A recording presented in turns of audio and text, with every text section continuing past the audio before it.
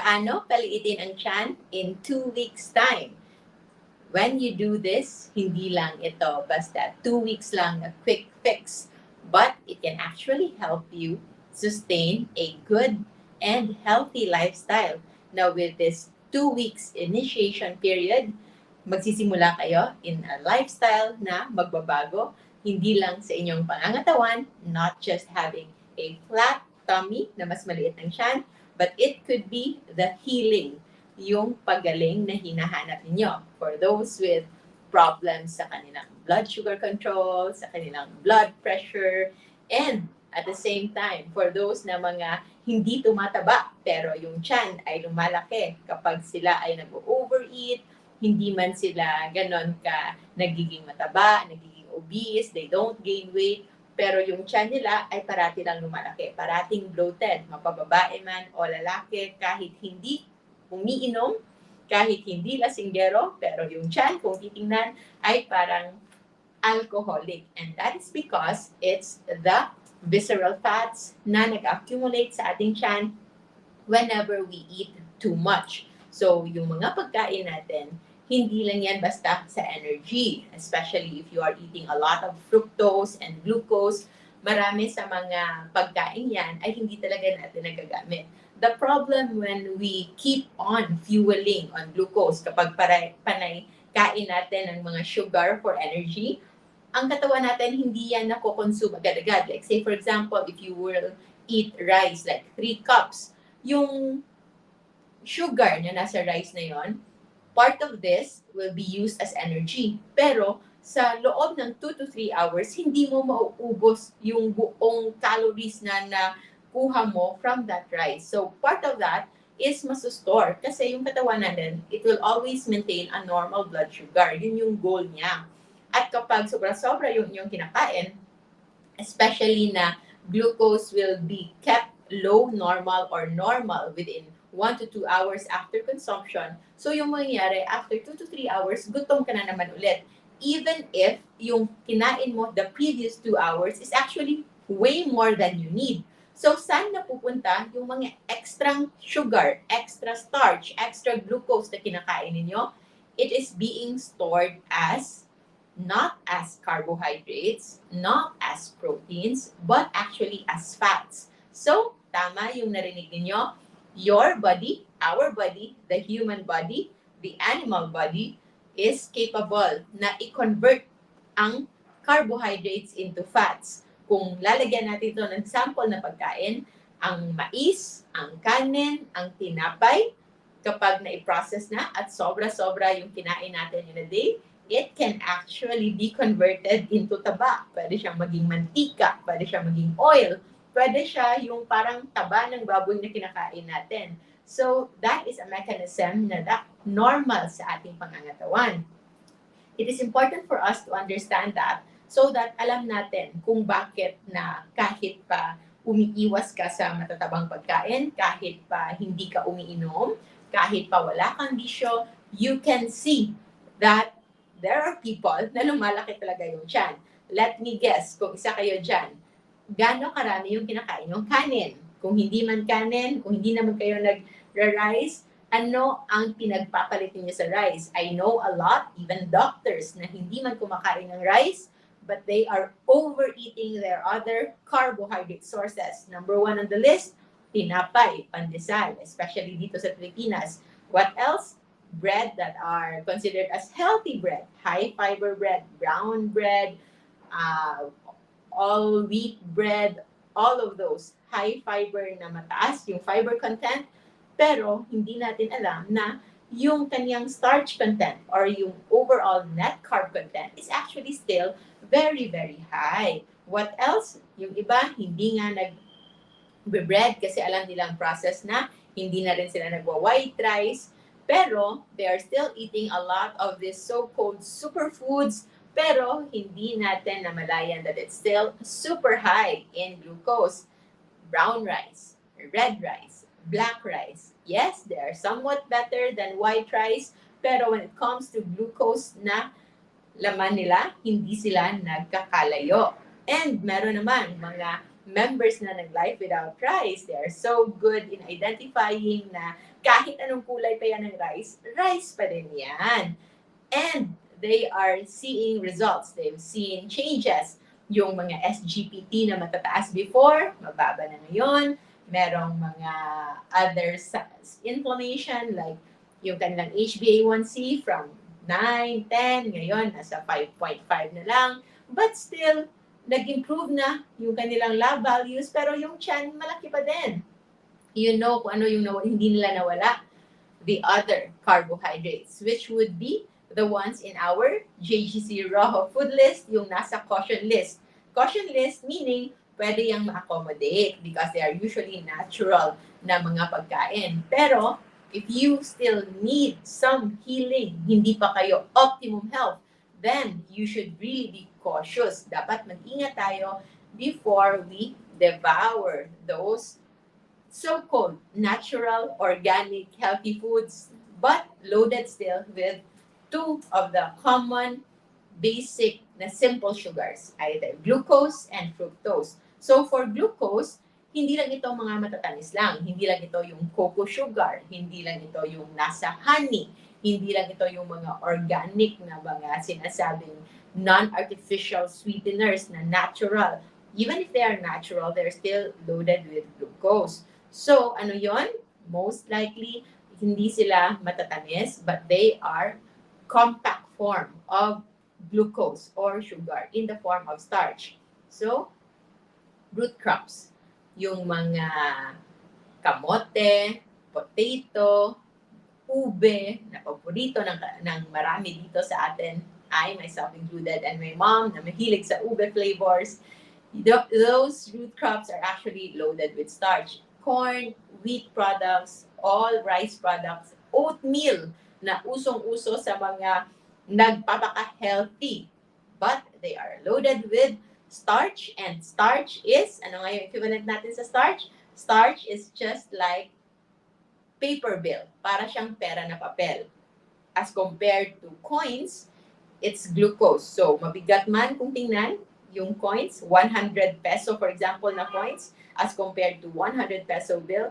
But the moment we put them into our body, they are still the same 100 worth of glucose. Kaya as much as possible, we can avoid that. And ano yung isa na marami na hindi nakakaalam, that it could actually lead into fatty liver, sobrang paglaki ng tiyan, very bloated, at mataas yung visceral fat component. Visceral fat is the kind of fat na gusto natin pababain sa ating katawan kasi sila yung delikado. Ito yung mga fats na nagsasurround sa ating internal organs, and research show na kapag ito ay mataas ang component ito sa ating katawan, ito yung mas linked into heart attacks and heart diseases. That's why hindi ibig sabihin na kung sino yung parang mataba tingnan ay siya na ang at risk agad sa heart attacks and cardiovascular diseases. Maraming nagkakaroon ng cardiovascular complications like stroke and myocardial ischemia and all those na hindi mataba, but their level of visceral fat in the body and the inflammation in their body, kahit pa mababa yung kanilang LDL, ay pwede pa rin at risk of those complications. Because central obesity o yung paglaki ng tiyan, yung mataba na obese kumbaga, pero yung nasa central part lang, sa center lang, nasa tiyan lang, is actually more dangerous as compared to generalized or tawag nating peripheral obesity, yung mga malalaki yung braso, malalaki yung legs, pero yung tiyan is hindi naman imposible. Hindi naman ganun ka-posible na sobrang flat talaga ng tiyan unless it's the muscle that's bulking up their extremities. But generally, between someone who is even yung distribution ng fats as compared to someone na petite pero yung tiyan sobrang laki na hindi buntis, they are more at risk of cardiovascular complications. That's why today, pwede na simulan ninyo ang Operation Project Paliitin ng Tiyan in 2 weeks' time. At alam niyo ba kung ano yung pinakamagandang aspect ng 2 weeks challenge nito? Hindi mo kailangang magutom. And the most important reward of this is kung magiging successful ka in this 2 weeks of challenge, pwedeng-pwede mo siyang i-sustain into such a way na you can incorporate this, magiging lifetime member ka na ng healthy lifestyle. I welcome you to join Life Without Rice and Low Carb Feasting and Fasting communities. Facebook groups natin yan to give you inspirations kung ano yung inyong kakainin and the questions that you are asking. If ever you want to start this journey, you can get support from LCFF community, Low Carb Feasting and Fasting community, na kung saan 99.9% siguro ng mga topics when it comes to low carb nutrition and fasting ay nasagot na dyan. So, you join if ever hindi pa kayo member, and you can even invite your family and friends para lahat tayo mas masaya kung mas marami tayo yung healthy. Kasi kung mabubuhay tayo ng matagal, hindi rin ganun kasaya kung tayo-tayo lang. Dapat kasama lahat, including our loved ones. So, ano yung una ninyong gagawin? Try to commit first into what time will you eat last ngayong araw. So, kung today magsisimula kayo, if it's your day 1, you can decide anong oras yung huli ninyong kain today. So, let's see. Maybe around 6 o'clock or 7 o'clock in the evening. Pwedeng-pwede na yan. So, by that time, pwede na kayong matulog. And you can just do some relaxing if ever sanay kayong meron kayong routine. Like say, for example, mag-Netflix kayo or some bonding time with the family to watch a movie. Pwede naman na you can have something in your hand na ma-enjoy ninyo. So we have plain tea. Marami ng paborito natin, yung mga cold brew tea, yung mga teas na hindi kailangang init. And you can also enjoy what else? Yung hilig sa salabat. You can put turmeric in it. And kung hindi naman ganun ka-strict pa yung fasting, you can also add lemon concentrate, lemon juice, lemon extract, or calamansi. And you can just enjoy those good drinks without the insulin spike. Kasi yung insulin is a hormone na tumataas kapag tayo ay kumakain ng pagkain matataas sa carbohydrates and also partly proteins, but mostly the spike is from carbohydrates. And when carbohydrates is high, insulin is high, and insulin, the other name for insulin is fat storing hormone. So actually, walang taba na mafo-form kung walang insulin because it is the driver of fat production. Fat production, pwedeng dalawang mangyari sa fat production. Magiging energy siya, magagamit natin siya as energy, or it can be just stored as fats. And when your insulin is always high, then parati na siya nag-iimbak at nag-iimbak. At yung pinaka-paboritong compartment ng ating katawan when it comes to fat storage is yung ating tiyan. So, kung meron kayong malaking tiyan, alam ninyong marami yung fats na nakatago dyan, then it's still good news because you have the savings for fasting. So, kailangan nating spend yan. Hindi yan maganda na parati lang siyang nandyan at hindi nagagamit. The best form of fats are the fats that we use either for repair in our body or to be used as energy. And again, this is the important thing. Pababain yung insulin para yung nakaimbak na nating taba sa katawan ay magagamit as energy. So now na alam nyo na kung anong oras kayo last kumain ngayong araw, then you can plan your day ahead. The next day, kung anong oras kayo kakain. As a start, even if hindi nyo kailangang magutom, you just have to have the right mindset na hindi rin tayo kailangan kumain ng mayat-maya. We can easily survive 12 hours of not eating. Itulog mo lang yan. Kung, for example, last meal mo is 7 o'clock in the morning, by the morning you wake up, by 7 o'clock, pwede ka na mag-breakfast kung yun talaga yung gusto mo. And if ever naman you think na kaya mo pang i-prolong ito to 8 o'clock, to 9 o'clock, then that's even better when it comes to pampaliit ng tiyan. Merong mga iba na takot, baka lumiit nga yung tiyan ko, pero baka mas sobrang payat ko na. So this is where the technique will happen para yung tiyan nyo lang yung lumiit but hindi kayo mag-lead into muscle wasting, hindi kayo mangangayayat, hindi kayo magiging butot balat tingnan. You will still preserve that youthful glow. You will still preserve those muscles that you've been working hard para ma-attain, but yung tummy ninyo ay liliit. And that is by planning kung ano yung kakainin nyo during the day. Kung hindi pa kayo naka-meal prep, kung hindi pa kayo nakapag-grocery, then it's okay. The usual meals ng Pinoy ay pasok sa way of eating na ito. You just have to tweak it a little. Meron lang kakaunting adjustment. At ano yung adjustment na yon? Para sa mga matatagal ng member ng Life Without Rice, ano yon? Kung ang basic na pagkain, say for example, silog, tapa silog, tap silog. So sa tap silog, you have rice, you have egg, and you have tapa. So, kung magsa-start ka ng low-carb journey para mapaliit yung tiyan mo, ano yung kukunin nyo dito? You can just actually remove the rice and you can still enjoy the itlog and the tapa. Kung kulang sa inyong pakiramdam yung kinain yung itlog at tapa, you can add extra egg or extra tapa. Kung mas mahal yung tapa, then extra egg. Hindi kailangang mahal. Kung hindi man kung walang extra egg or extra tapa, I'm sure there are others there. Pwedeng isda, pwedeng chicken, pwedeng seafood, pwedeng kahit ano. So, yung mga hipon, you can do hipon omelette na hindi kami fan ni One True Love. Pero alam ko, healthy yon at paborito yon ni Mandrew at ni Maming. And you can have that, I think, in as simple as 20 pesos or 30 pesos, makakagawa ka na ng ilang patty ng hipon with egg na feeling ko before, scam na scam ako kasi yung mukha nga niya, parang ang sarap-sarap. Parang siyang burger patty, pero hipon pala. That's why I think, kung hindi lang ako nag-expect sana na burger patty siya, baka hindi ako ganun ka-aversive sa kanya. But that is another story for another time. Just the point now is, hindi kailangang magastos ang low carb.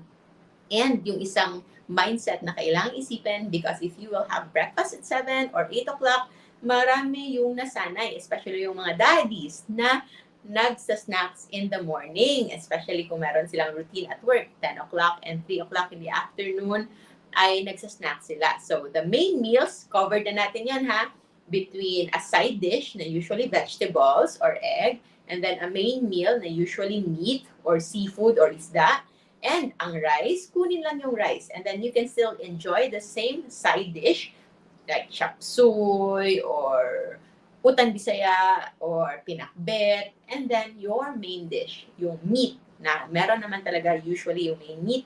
So you can just enjoy that without the rice. So covered na tayo sa inyong 3 meals, breakfast, lunch, and dinner. You can still enjoy that one. So yung ating concern na lang would be your snacks. So yung snacks niyo ng morning and afternoon, yung mindset na yung snacks is something finger food or something like a bread or a cracker or ano pa bang usual na snack nyo, yung mga sandwiches. Actually, when it comes to low-carb nutrition, hindi sila kailangang light. You can even have the same snacks kung gusto nyo talagang kumain during break time. Pwede na kung ano yung kinain nyo sa umaga, yun pa rin yung gagawin yung snacks. Or i-advance niyo yung kainin nyo sa lunchtime. So, kung nagtapsilog kayo without the sinangag ba? The fried rice, then you can still have the tapa, beef jerky without the sugar, or egg. Ibang luto naman. So, sabi nga ni Eileen, I think I saw one post of Eileen recently na alam mong naka-low carb ka na if nag-iisip ka na ng kung anong luto ng itlog pa ang pwede mong gawin. Because egg is a very, very good staple para sa mga low carbers. It's high in healthy, natural fats and good quality proteins with only less than 1 gram of net carbohydrates per piece. So, kung ang carbs lang yung babasehan, you can eat as much as 20 eggs in a day. But of course, hindi lang tayo ganyan lang iniisip natin. Hindi lang basta sa calories, hindi lang basta sa macronutrients. We are also looking into sustainability. And we know, hindi tayo mabubuhay ng itlog lang araw-araw. Yes, I can live with egg every day, but not with egg alone. Sanay ako merong ibang flavors. At least 2 ulam. So, kung isa man yung ulam, isa yung ita-declare from rice. So, kung egg yun, at least dapat merong something else. And it doesn't need to be expensive again. Pwedeng kahit ano lang, kakarampot na giniling na pork or isang piece ng chicken or isang isda. Okay? So, when it comes to isda naman, yung mga pinaka-nutritious and pinaka-healthy and also pinaka-mura are actually yung mga maliliit na isda. So, The smaller they are, the lower their mercury content, their heavy metal content, kasi way below pa sila sa food chain. And they're also complete. Kasi when you cook them, at gawin mo silang crispy or gawin mo silang pressure cook, like you make a sardine out of it, you can eat the bones and the internal organs even. And that's complete nutrition. Meron na siyang calcium. Kasi if we are only eating meat most of the time, then it's devoid of calcium. But if you are eating yung mga maliliit na mga isda na yan, you eat it whole, you are also consuming good quality of calcium na very, very healthy. And sardines, yung mga maliliit, are also high in omega 3. So that's one of the healthiest fats that we can consume. But generally, for me, hindi ako mahilig sa maliliit na isda kasi tamad akong maghimay-himay. So, the minimum siguro na isda na size na kinakain ko is galunggong kasi mas madali siyang i-dissect. But generally, I like fish. I just want to eat easy fish. Yun lang yung point ko. But when it comes to nutrition, and if you have the patience, then better go for the small fishes. Sila yung pinaka-healthy and also pinakamura. Okay? So, when it comes to your snacks, hindi kailangang light. You can even have the same egg, the same meat, the same proteins, the same pork chop, the same fried chicken kung gusto nyo for snacks. And one thing that is good with this kind of lifestyle, day 1, day 2, day 3, you can eat as much as you want. You just do it routinely. Patuloy lang. Kainin lang yung mga gusto ninyong pagkain and you can see that by day 4 or depende sa inyong level of adaptation, which I know marami ding iba na madaling nakaka-adjust dahil sanay silang mag-adjust. Dahil tayo ay sanay mag-adjust sa mga bagay-bagay.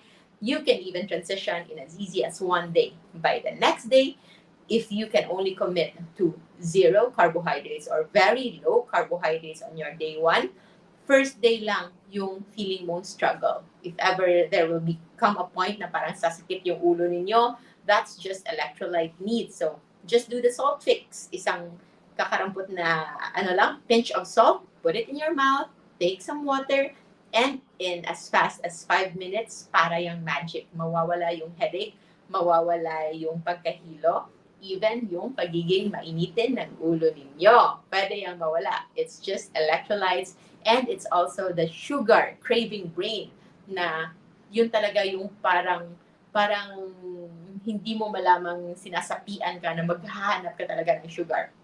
But if you can move past that 18-hour break from your last glucose intake, say for example, yung last mo na glucose would be tonight, no?